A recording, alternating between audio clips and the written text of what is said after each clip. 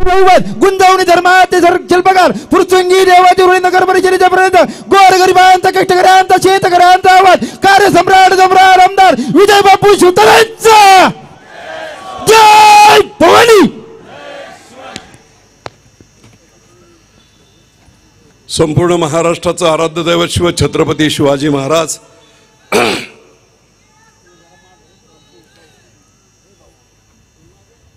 क्रांतीसूर्य महात्मा फुले, क्रांतीज्योती सावित्रीबाई फुले, महामानव भारतरत्न डॉक्टर बाबासाहेब आंबेडकर ज्यांच्या परिसर स्पर्शामुळे पुरंदरच्या दुष्काळी भागात गायीच्या गोठ्यात आणि उपाशी आईच्या पोटी जन्म घेतलेला विजय शिवतारे महाराष्ट्राच्या मंत्रिमंडळापर्यंत पोहोचू शकला ते वंदनीय बाळासाहेब ठाकरे। या सर्वांनाच वंदन करून पुरंदरच्या या पालखी दळाच्या पवित्र मैदानावर उपस्थित असणारे राज्याचे लाडके मुख्यमंत्री, कोयनेच्या धरणग्रस्तातील धरणग्रस्त एक शेतकऱ्याचा मुलगा पोट भरायला म्हणून ठाण्याला जातो, आनंद दिघे साहेबांच्या संपर्कात येतात। शाखा प्रमुखापासून सर्वसामान्यपणे रिक्षा चालक असणारे आमचे एकनाथभाई शिंदे कर्तृत्वाच्या बळावर राज्याचे मुख्यमंत्री झाले। 2 ऑगस्टला देखील आपल्या भेटीसाठी ते आले होते। आज पुन्हा त्यांचं मनपूर्वक असं मी इथे सहर्ष स्वागत करतो। राज्याचे उपमुख्यमंत्री आणि आपल्या परखड बोलण्यासाठी विचारांसाठी प्रसिद्ध असणारे, आता मी म्हणू शकतो माझे चांगले जवळचे मित्र स्नेही अजितदादा पवार, राज्याचे अतिशय संवेदनशील सर्वसामान्य लोकांसाठी झटणारे आणि तुम्हाला कोणाला सांगितलं तर विश्वास वाटणार नाही, 3री 4थीला मी मुंबईत होतो त्यावेळेस मी नारळवलीत राहत होतो आणि आमचे दादा प्रभुदास चाळीमध्ये बाजूला फक्त मध्ये रस्ता होता त्या इमारतीत ते राहत होते। या सभेसाठी उपस्थित असणारे आमच्या ज्योतिताई वाघमारे असतील, चाकणकरताई असतील, माझी मुलगी डॉक्टर ममता भोसलेताई, उपस्थित सर्वच, अशोकभाऊ टेकडे असतील, जालिंदरभाऊ कामथे असतील, बाबासाहेब जाधवराव असतील, आमचे शरद सोनवणे असतील, गारटकर साहेब राष्ट्रवादीचे जिल्हा प्रमुख, वासुदेव नाना काळे, दौलत नाना शितोळे, दुर्गाडे सर, अनेक शिवसेनेचे पदाधिकारी, निवडून आलेले जिल्हा परिषद सदस्य, तालुका पंचायत समिती सदस्य, नगरसेवक सर्वच व्यासपीठावर आहेत। वेळ जाईल म्हणून आपली सर्वांची माफी मागतो, सगळ्यांची नावं घेता येणार नाहीत। उपस्थित सर्व पत्रकार आणि पालखी तळावर जमलेल्या माझ्या स्वाभिमानी सर्व पुरंदरकर हवेलीकर बंधू आणि भगिनींनो, बरोबर 1 महिना झाला मुख्यमंत्री महोदय पलीकडच्या पालखी तळावर महिला दिनाच्या निमित्ताने माझ्या मुलीने डॉक्टर ममताने कार्यक्रम घेतला होता। 5-6 हजार महिला होत्या आणि मी फक्त पाहुणा म्हणून गेलो, कुठच्याही व्यवस्थेमध्ये नव्हतो। काय कुणास ठाऊक मला माहित नाही, परंतु अनेक वेळा अनेक गोष्टी बारामती असेल, भोर असेल, सर्वच मतदारसंघातून एक वेगळा अंडर करंट होता आणि मला बोललं जात होतं की काहीतरी आपण केलं पाहिजे।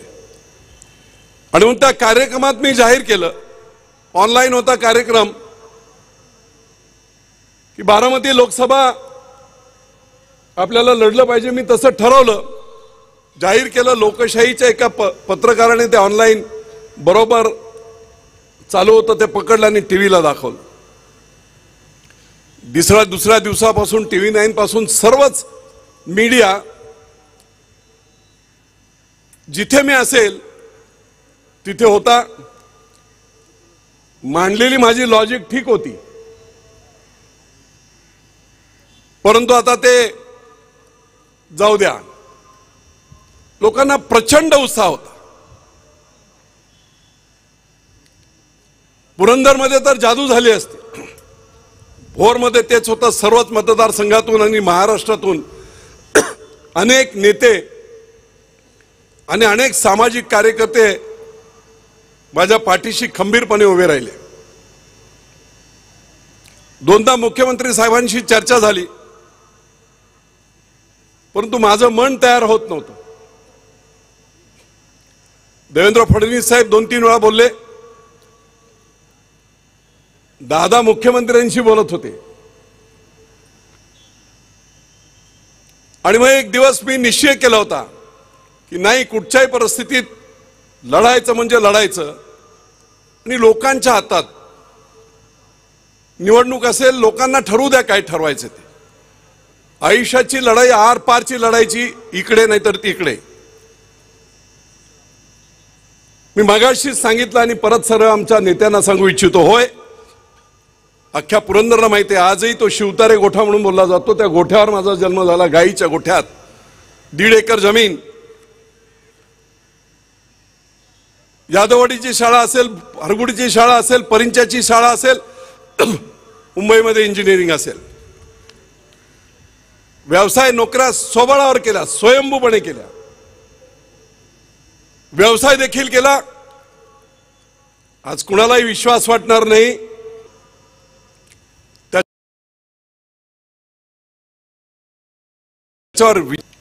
परंतु याला छेद मी दिला. मुख्यमंत्री महोदयांशी 2दा चर्चा झाली होती, परंतु एक असा काही अनामिक फोन मला आला आणि मुख्यमंत्री महोदय दुःखी आहेत, नाराज आहेत, तुम्ही ऐकत नाही, महायुतीला अडचण होईल. अनेक ठिकाणी अपक्ष उभे राहिले, महाविकास आघाडीचा फायदा होईल. आणि ज्या हेतूने अख्खा देश आज काम करतोय, उमेदवार कोणी असो, इथे आता सुनेत्राताई उमेदवार आहेत. खरा उमेदवार कोण आहे? पंतप्रधान नरेंद्र मोदी.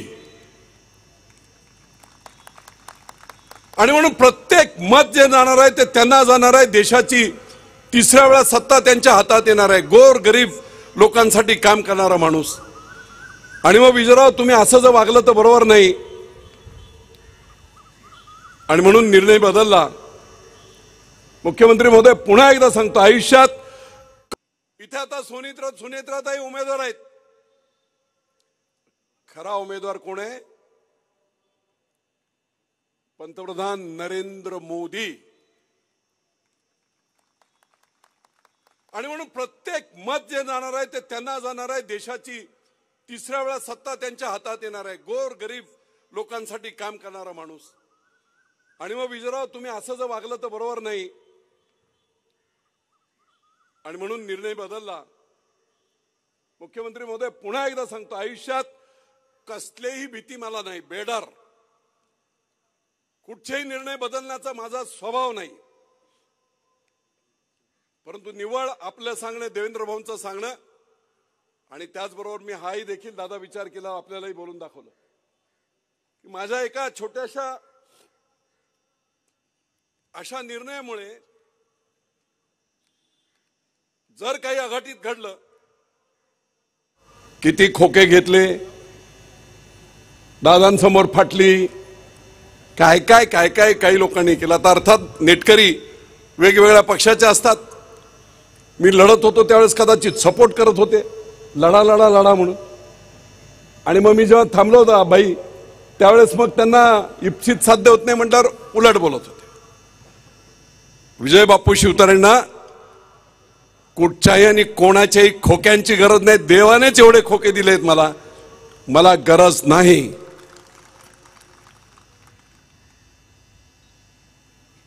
परंतु तो गैरसमज आपलाही होऊ नये.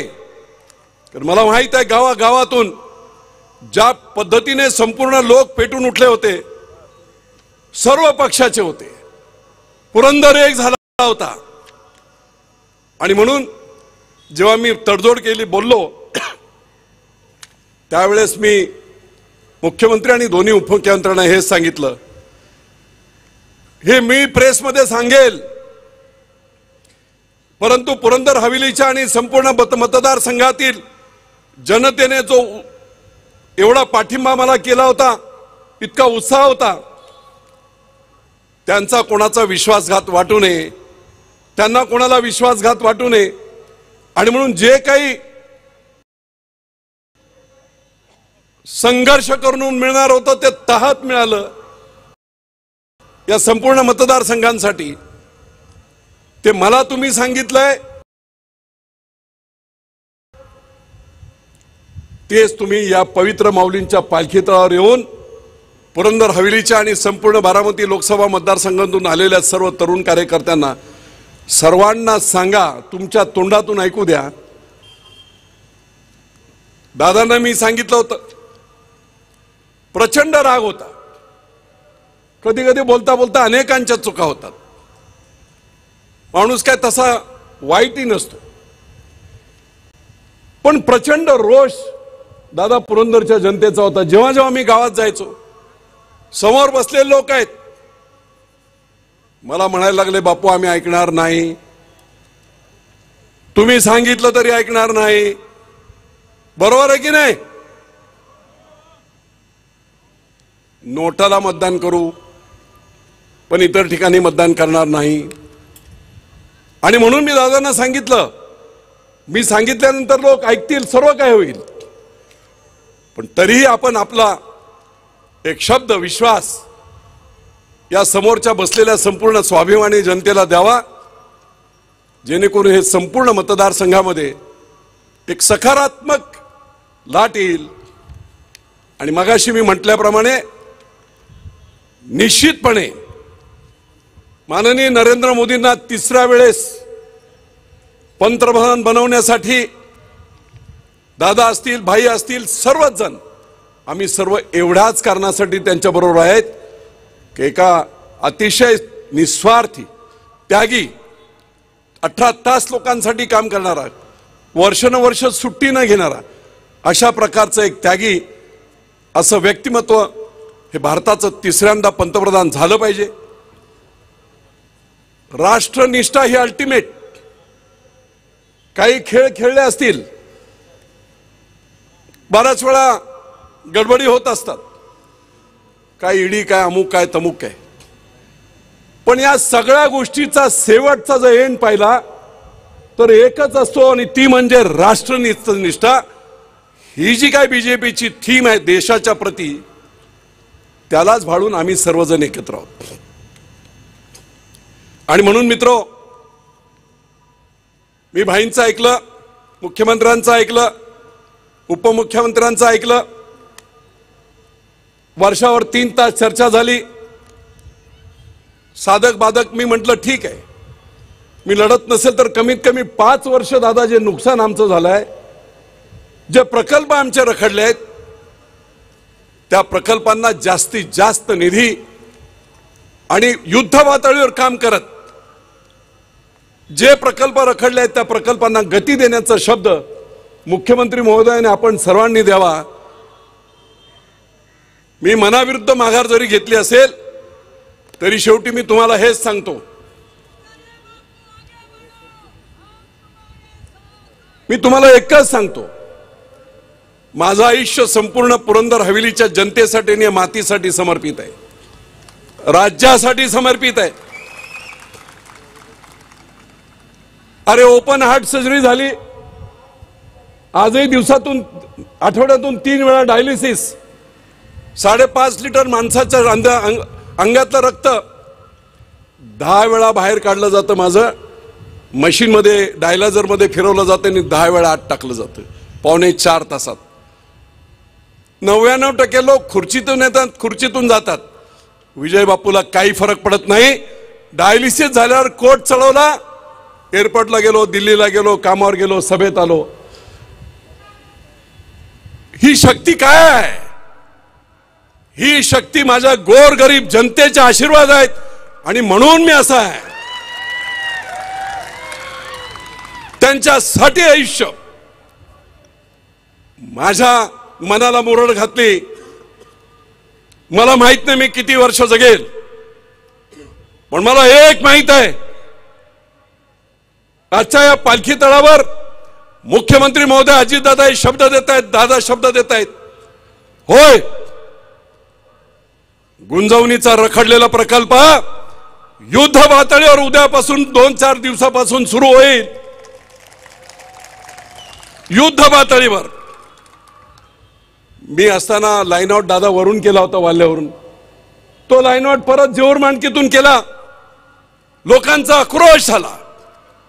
पुन्हा आपण त्याच्यात करेक्शन केलंय. नवीन आता जी योजना केली आहे त्याच्यामध्ये शेतकऱ्यांची जी मागणी आहे वाल्याच्या 12 वाड्यापासून संपूर्ण पाणी राखेपर्यंत जाण्याचा, तो लेआउट केला, ते लाईन आउट केलं. 100 कोटी त्याच्यासाठी वाढले. सगळं आहे, परिंच्यापासून सगळं आहे. पाणी येऊ द्या.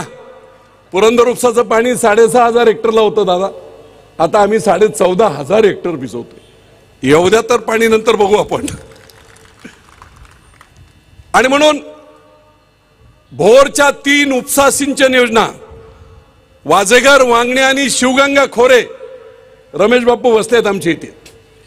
या तिन्ही उपसा सिंचन योजना तत्वता मान्यता मी मंत्री असताना रवींद्र भाऊंनी दिल्या होत्या. ते पुढे रखडलं होतं. आज सगळे सर्वे झाले. मी परवा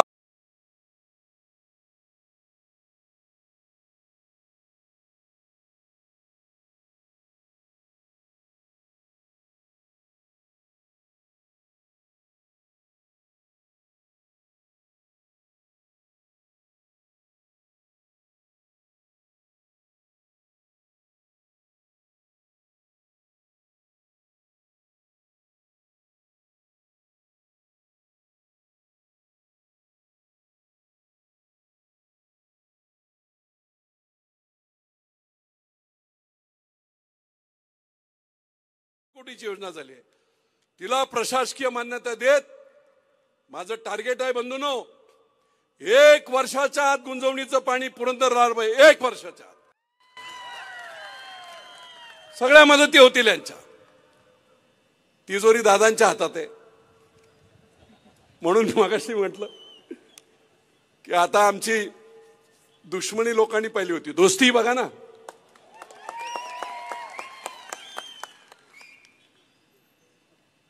विमानतळ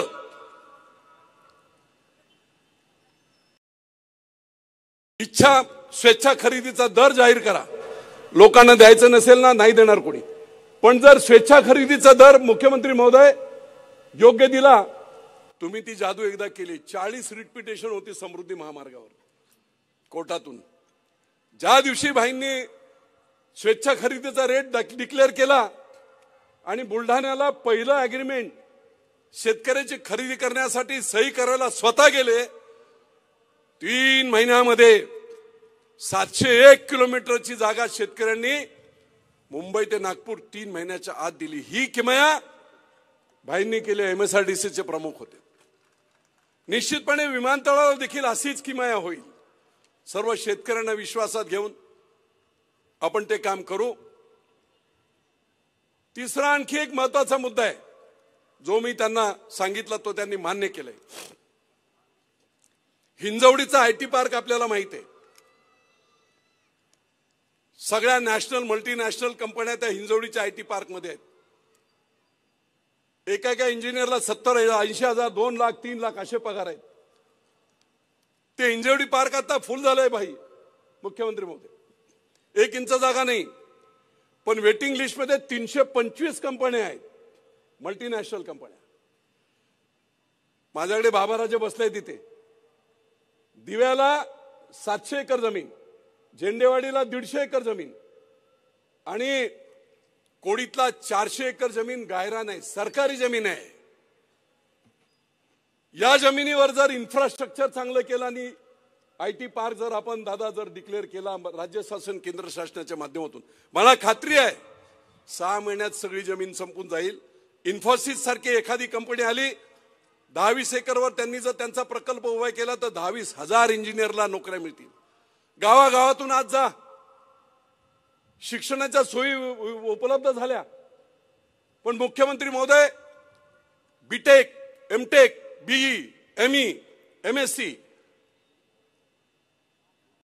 इलेक्ट्रॉनिक्स अँड टेलिकम्युनिकेशन इंजिनियर 5-5 वर्ष पास होऊन झालेत, नोकऱ्या नाहीत. हे जर इथे आपण IT पार्क केलं तर संपूर्ण पुरंदर हवेलीच नव्हे, संपूर्ण पुरंदर जिल्ह्यातील तरुणांना, इंजिनियर्सला मोठी संधी, कमीत कमी 50,000 लोकांना तिथे नोकरी मिळू शकते.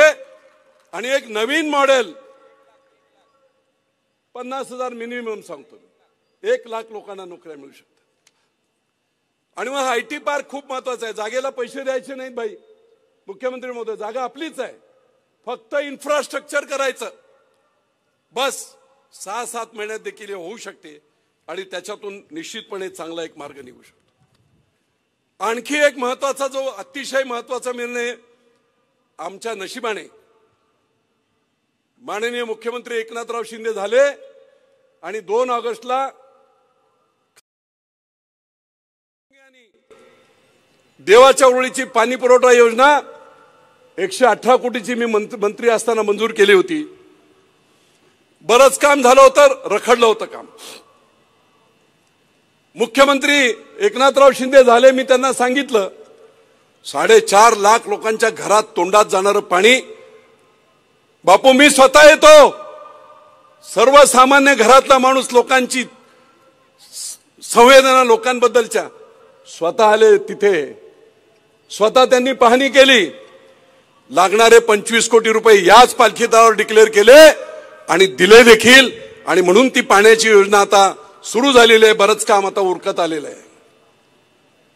पण मुख्यमंत्री महोदय त्याच्यातून काहीतरी, काही वस्त्या, धनगर वस्ती असेल, आदर्शनगर असेल, संकेत विहार असेल, हुंडेकरी वस्ती असेल, त्या काळात दुर्दैवाने तो सर्वे करताना अधिकाऱ्यांच्या काही चुका झाल्या. ते जवळजवळ 1.5 लाख लोक पाण्यापासून वंचित आहेत. त्याला एक ऍडिशनल मान्यता, जेवढ्या वितरण नलिका असतील तेवढ्या देण्यासाठीची एक अधिकची मान्यता MGP ला दिली तर एक खूप मोठं काम होतं.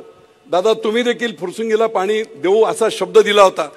आता निश्चितपणे सर्वच फुरसुंगीकरांना ते पाणी मिळण्यासाठी आपण निश्चितपणे सहकार्य कराल आणि युद्ध पातळीवर ते देखील काम होईल असं माझं प्रामाणिक मत आहे. पुरंदर उपसा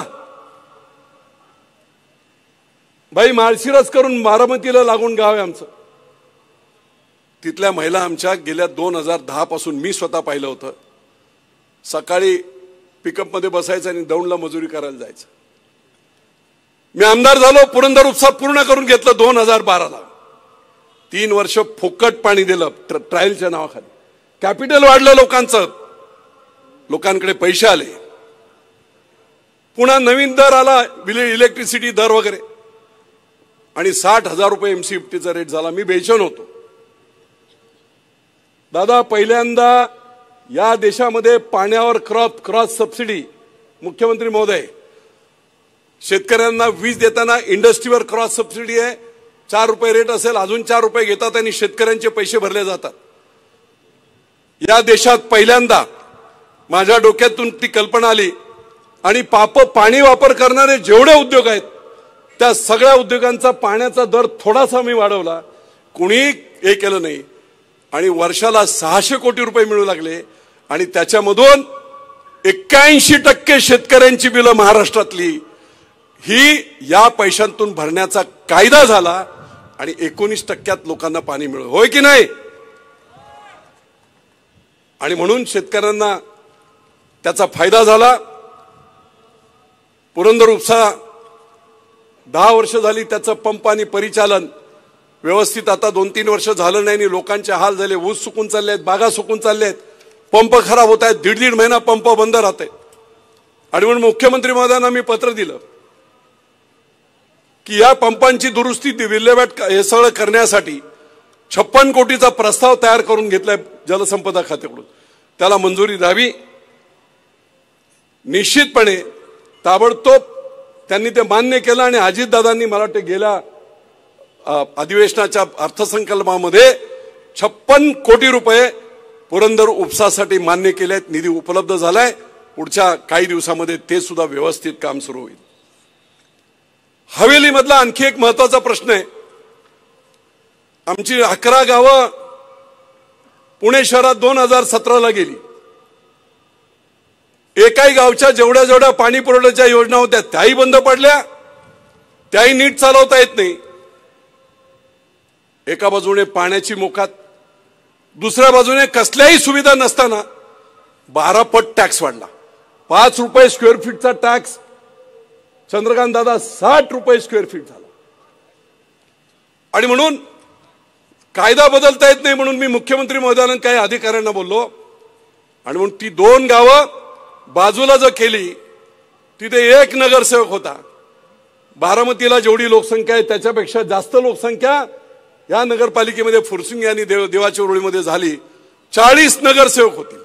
टॅक्स आमचा आम्ही ठरवू शकू. डेव्हलपमेंट चार्जेस जे काही मिळतील ते या नगरपालिकेला मिळतील.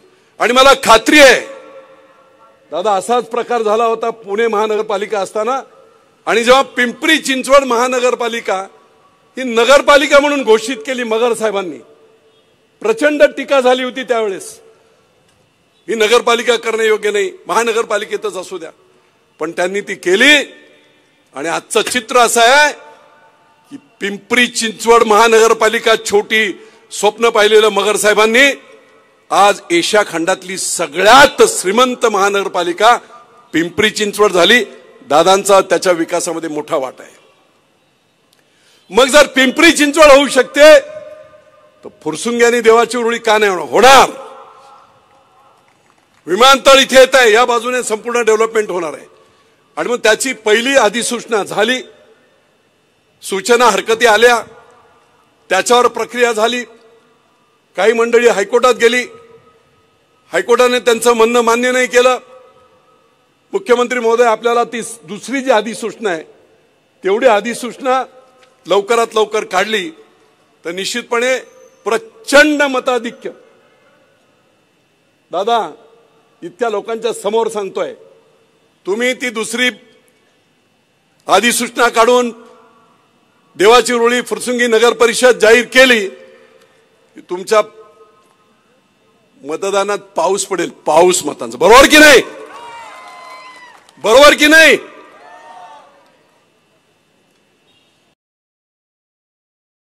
बारामतीच्या 29 जिरायती गावांना आता मी मंत्री होतो, थोडीफार बुद्धी असल्यामुळे एक चांगली कल्पना मला सुचली. आजही त्या 29 गावांना दादांच्या मतदारसंघातील अडचण आहे. खरं म्हटलं त्या अधिकाऱ्यांची कामं होती त्या काळात, याचा विचार करून मार्ग काढेल. नीरा नदी आपली भीमेला मिळते कुठे? उजनीच्या खाली. किती कहर दुष्काळ असला तरी भाटगर, नीरा देवदार आणि वीर मधून कमीत कमी 25 टीएमसी पाणी वाया जाते. भीमेला मिळते आणि भीमेतून कर्नाटकात जाते. आणि म्हणून या 29 गावासाठी कोणत्याही बॅरेजवरून आपण नीरा नदीतून पाण्याचं पुनर्नियोजन करून 2-3 टीएमसी जरी पाणी उचललं आणि ते करेमध्ये टाकलं आणि करा भरून ठेवली 10-12 किलोमीटर, दोन्ही बाजूला विहिरी चार्ज होतील आणि शेतकऱ्यांचं बागायत होईल. एखाद्या ठिकाणी उपसा सिंचन करून उंच ठिकाणी जसं आता शिंदवणीला आपलं डिस्ट्रीब्युशन चेंबर आहे तशा चेंबरमध्ये पाणी टाकलं तर 29 गावांना ग्रॅव्हिटीने पाणी मिळेल. दुष्काळ कायमचा संपेल. आणि म्हणून ही योजना देखील मी मागणी केली की अधिकाऱ्यांना सांगून ती प्रस्तावित करावी. भोर तालुक्यामध्ये 1993 साली उतरोली गाव आहे, माझंच मूळ गाव आहे शिवतरेंचं. त्या उतरोलीला 750 एकर MIDC शिक्के पडले. आज तागायत भूसंपादन नाही, काही नाही. 2009 साली प्रचाराच्या सभेत सांगितलं गेलं होतं की प्रचार संपला, निवडून आलो की लगेच आम्ही ह्या MIDCचं काम सुरू करू आणि चांगले प्रकल्प देऊ. आज तागायत काही झालं नाही. भोरच्या मंडळींसाठी जशा 3 उपसा सिंचन योजना तशी ही MIDC तिथल्या रोजगारासाठी खूप महत्वाची आहे. शेतकरी सांगतायत आम्ही जमीन देतोय, डिक्लेअर करा आणि उद्योगांना. निश्चितपणे त्या बाबतीत देखील निर्णय हा घेतला जाईल. संपूर्ण महाराष्ट्राचं आराध्य दैवत जेजुरी देवस्थान, मला माहित नाही, अनेकांच्या सत्या आल्याने गेल्या. राज्यातली पंढरपूर असेल, शिर्डी असेल, शेगाव असेल, सगळ्या मोठमोठ्या देवस्थानांना 200 400 कोटी निधी देऊन त्यांचा विकास केला गेला. परंतु या संपूर्ण महाराष्ट्राचं आराध्य दैवत असणाऱ्या खंडोबा मल्हारी मार्तंडला वंचित होते ते. आणि मग 2018 साली देवेंद्र फडणवीसांना मी विकास आराखडा दिला 349 कोटीचा. आणि मला आनंद वाटतो सांगायला, महाविकास आघाडीच्या काळात नाही झालं, परंतु 109 कोटी अजितदादांनी या मल्हारी मार्तंडाच्या विकासासाठी पहिले दिले. आणि पहिल्यांदा राज्याचा मुख्यमंत्री मल्हारी मार्तंडाच्या दर्शनाला पहिल्यांदा आले. एकदा ते आले, परत या 109 कोटीच्या भूमिपूजनाला देवेंद्र फडणवीस असतील, दादा असतील, मुख्यमंत्री महोदय तिघे आले आणि त्यांनी सुरुवात केली. माझी विनंती असेल, बरंच काम आता उरकत आलंय, पुढच्या वर्षासाठी 100 कोटीचं दिले, 2-3 वर्षामध्ये आराखडा पूर्ण करून महाराष्ट्राच्या सर्वसामान्य गोर गरीब जनतेचा, सर्व जाती धर्माचा देव कुठचा असेल तर तो मल्हारी मार्तंड. आणि म्हणून अहिल्याबाई होळकरांच्या पुनर्विकासानंतर याचं जे काही काम केलं ते अहिल्याबाईंनी केलं, राजमाता, त्याच्यानंतर तो योग आला. तो योग माझ्या मंत्र्याच्या कारकिर्दीत तो विकास आराखडा झाला. आणि राज्याचे मुख्यमंत्री आणि दोन्ही उपमुख्यमंत्री यांच्या हस्ते त्या ऐतिहासिक कामाचं पूजन होऊन जोरात काम सुरू आहे. त्याला 100 कोटी रुपये आपण द्यावी ही एक विनंती करतोय. मी जेव्हा फिरत होतो दौंडला त्यावेळेस मला मुख्यमंत्री महोदय छोट्या गोष्टी आहेत, लोकांनी सांगितलं पुण्याला पुरंदर, हवेली, दौंड इथून पुण्याला आणि पिंपरी चिंचवडला कामासाठी जवळजवळ 25,000 लोक जात असतात. पुण्याची जशी लोणंदला वगैरे लोणावळ्याला लोकल आहे तशी लोकल जर पुणे ते दौंड आणि दौंड ते पुणे केली तर लोकांना खूप फायदा होईल. माझी विनंती असेल आपल्या सर्वांना, ती चर्चा तिथेही झाली होती, राज्य शासनाच्या माध्यमातून रेल्वेला केंद्र सरकारला सांगून ही जर लोकल काय मोठी गोष्ट नाही, लोकांना खूप मोठा फायदा याच्यातून होणार आहे. आणि म्हणून मित्रो, 1665 साली शिवाजी महाराजांनी मिर्झा राजांशी तह केला. का केलं माहित आहे? महाराजांचं लिहिलेलं एक वाक्य आहे, जोरात आक्रमण झालं होतं, वर किल्लेदार मान उडाल्यानंतर सुद्धा 500 यवनांना त्यांनी कापलं होतं. हा पुरंदर आहे, धर्मवीर संभाजी राजांच्या जन्माचा हा पुरंदर आहे. आणि म्हणून 1665चा तो तह महाराजांनी केला. त्याचं कारण एकच होतं की एक किल्ल्याच्या बरोबरीची माझी माणसं पडताय. किल्ला गेला चालेल पण माझी माणसं नको जायला, मावळे नको जायला, म्हणून त्यांनी तह केला. 23 किल्ले दिले. पण तहानंतर पुन्हा जोर धरला आणि महाराजांनी 43 किल्ले घेऊन हिंदवी स्वराज्याला पुन्हा गती दिली. आज या सर्वांच्या साक्षीने सांगतो, होय, पुन्हा एकदा सांगतो, कधीही आपला निर्णय न बदलणारा विजय शिवतारे लोकांच्या विश्वासार्हतेला कधी तडा न जाऊ देणारा विजय शिवतारे, माननीय मुख्यमंत्र्यांच्या शब्दाखातर काय होईल ते होईल, माझ्या राजकारणाचं पुढचं मला माहित नाही, पण महायुतीचा तडा गेला नाही पाहिजे, चांगलं काम झालं पाहिजे.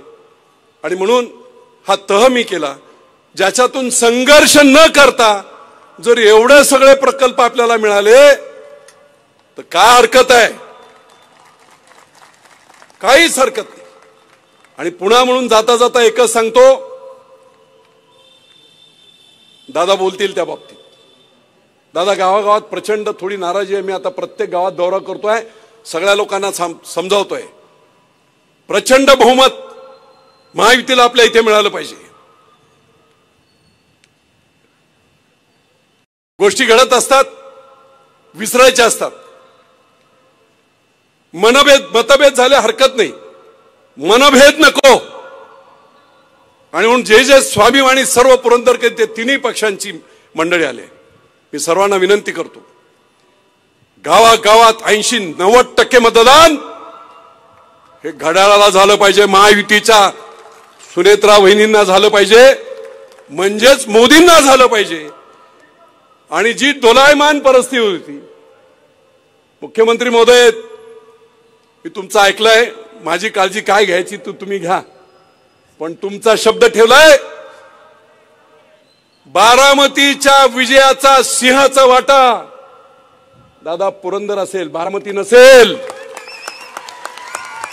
तिथे इक्वल मतं होतील, मागे पुढे होईल, पण इथे ही स्वाभिमानी जनता तुम्हाला बारामतीला जसं अगोदर लीड मिळायचं तसं लीड दिवस रात्र आम्ही फिरो. भाजप, सेना, राष्ट्रवादी वर जरी नेते असतील, खाली कार्यकर्ते सगळे मनोमिलन आहे, सगळ्यांचं काही अडचण नाही. आम्ही सगळेजण प्रचंड ताकदीने, वहिनी येवो न येवो, आम्ही आमचे दौरे एकत्रित करत लोकांना समजावत आपण निश्चितपणे हे पवित्र काम करून, जसं अजितदादांना त्यावेळेस 91ला मला वाटतं काहीतरी बारामतीपेक्षा जास्त मतं पुरंदरने दिली होती, तीच हिस्ट्री, त्या पुनरावृत्ती इतिहासाची करायची आपल्याला. आणि बारामतीपेक्षा जास्त इथून लीड हे आपलं झालं पाहिजे, एवढीच मी विनंती करतो. आणि जाता जाता म्हटली नाही पाणी मोबाईल, आपण हे सगळं करणार की नाही? सगळ्यांनी हात वर करून जोरात घोषणा द्या, जय भवानी, जय शिवाजी, महायुतीचा. मी सर्वांना एक विनंती करतोय, लाईट थोडे ऑफ केले तर बरं होईल. सर्वांनी आपापल्या हातातील मोबाईल, सर्व मीडिया इथे आहे, सर्वांनी हातातील मोबाईल वर काढून टॉर्च करा आणि अजितदादा आणि मुख्यमंत्र्यांना विश्वास द्या की हा पुरंदर नक्कीच प्रचंड मोठा इतिहास घडवेल.